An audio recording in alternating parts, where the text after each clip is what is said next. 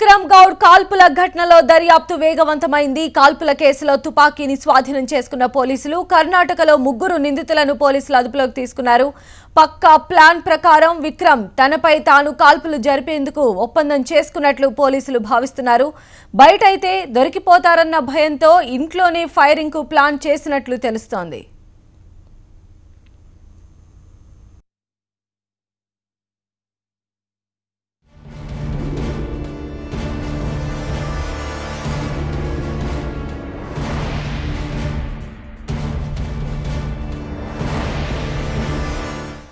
విక్రమ్ గౌడ్ కాల్పుల ఘటనలో దర్యాప్తు వేగవంతమైంది. కాల్పుల కేసులో తుపాకీని స్వాధీనం చేసుకున్నారు పోలీసులు. కర్ణాటకలో 3 నిందితులను పోలీసులు అదుపులోకి తీసుకున్నారు. పక్కా ప్లాన్ ప్రకారమే విక్రమ్ తనపై తాను కాల్పులు జరిపేందుకు ఒప్పందం చేసుకున్నట్లు కూడా పోలీసులు భావిస్తూ ఉన్నారు. బయట అయితే దొరికిపోతారన్న భయంతోనే ఇంట్లోనే ఫైరింగ్ కు ప్లాన్ చేసినట్లుగా కూడా తెలుస్తోంది. ఇక ఎంతో కీలకంగా ఉన్నటువంటి తుపాకీని కూడా పోలీసులు స్వాధీనం చేసుకోవడం జరిగింది. మరి దీనికి సంబంధించిన తాజా అప్డేట్స్ మా రిపోర్టర్ రమణ అందిస్తారు. రమణ, చెప్పండి. అంటే కనిపించకుండా పోయినటువంటి తుపాకీని కూడా పోలీసులు ఈరోజు స్వాధీనం చేసుకున్నారు. మరి విక్రమ్ గౌడ్ కి సంబంధించినటువంటి ఈ కేసుకు సంబంధించి ఇక ఈవినింగ్ పోలీసులు ఏమన్నా ప్రెస్ మీట్ పెట్టి క్లారిటీ ఇచ్చేటువంటి అవకాశాలు ఉన్నాయా?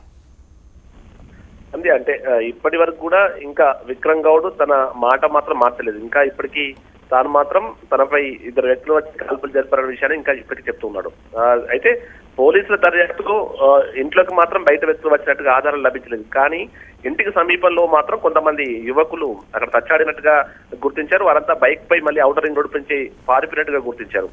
దీంతో వారికి సంబంధించి ఇటు ఫోన్ కాల్ డేటా పరిశీలించినప్పుడు కూడా కాల్ డేటాలో కొన్ని కొత్త విషయాలు, అంటే ముఖ్యంగా అక్కడ సెల్ టవర్స్ సంబంధించిన సిగ్నల్స్ ఆధారంగా, ఇటు ఫోన్ కాల్ డేటా ఆధారంగా ఒక 3 వ్యక్తులకు సంబంధించి విక్రమ్ గౌడ్ మాట్లాడినట్టు గుర్తించారు. వారికి సంబంధించి వివరాలు సేకరించిన పోలీసులు వారిని విచారించే క్రమంలో, అంటే వారు అందులో ఒక వ్యక్తి మెయిన్ ప్రధాన నిందితుడు బెంగళూరులో ఉన్నట్టుగా, మిగతా 2 హైదరాబాద్ లో ఉన్నట్టుగా పోలీసులు గుర్తించి 3 కూడా అదుపులోకి తీసుకున్నారు.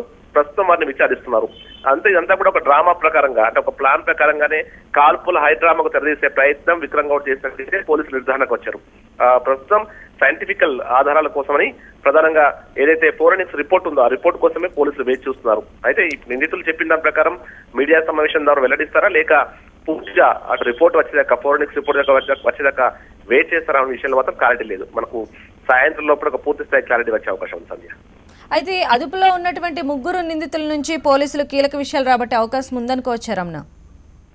100%. ఎందుకంటే ఆల్రెడీ ఇందులో ఒక వ్యక్తి అనంతపురం సంబంధించిన వ్యక్తి చేస్తున్నారు, మరో 2 హైదరాబాద్ సంబంధించిన వారు. వీరంతా కూడా ఆల్రెడీ విక్రమ్ గౌడ్ తో టచ్ లో ఉన్నారు. అనంతపురం సంబంధించిన వ్యక్తి మాత్రం ఈ సుపారీకి సంబంధించిన గ్యాంగులకు మెయింటైన్ చేస్తాడు, అలాంటి వ్యవహారాలు అతను నడిపిస్తాడని చెప్పి పోలీసులకు సమాచారం అందింది. దీంతోనే విక్రమ్ గౌడ్ సుపారీ ప్లాన్ చేశాడు, కావాలనే ఇదంతా ఒక డ్రామా క్రియేట్ చేసే ప్రయత్నం చేశాడు అన్న విషయంలో పోలీసులకు స్పష్టత వచ్చింది. దీంతో మొత్తం రమణ,